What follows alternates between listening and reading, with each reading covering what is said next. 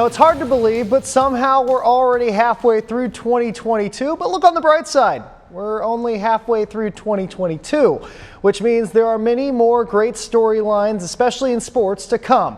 For more on that, let's toss it to the greats, our very own Rick Bozich and Eric Crawford. All right, Rick, we're nearing the halfway point of 2022. Wow. Already there, faster than we would think.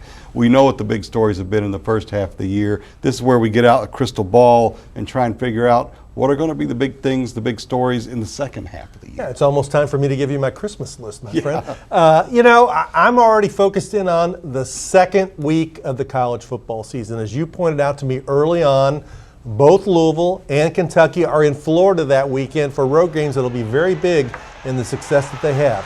Kentucky's at Florida. That's a team they've had a decent amount of success in against the SEC. Florida's got a new coach in Billy Napier.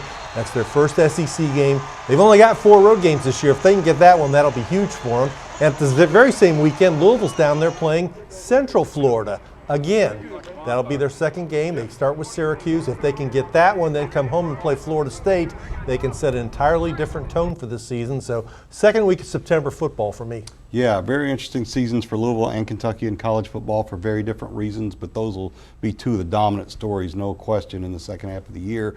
But what about Kenny Payne? Let's not forget about him. Louisville basketball and how it fares, how it gets going early. I think that's something we're going to be watching hard. It's probably going to be the dominant story in the second half of the year, unless Louisville's NCAA story becomes the top story. We're going to hear something from the IARP. The hearings just concluded. They're going to come out with a ruling. Louisville can't even appeal that. Makes it very difficult. So what happens there, what Louisville's fate is, whether there's a postseason ban, whether it's this coming season or nothing, all that is going to be stuff we're watching very close. And of course, there's tons of other stuff that's going to be going on here in the second half of the year. Should be a fun half. Hopefully, a few other things we don't expect. There's always a few surprises too. You can follow it as always at our website, WDRB.com.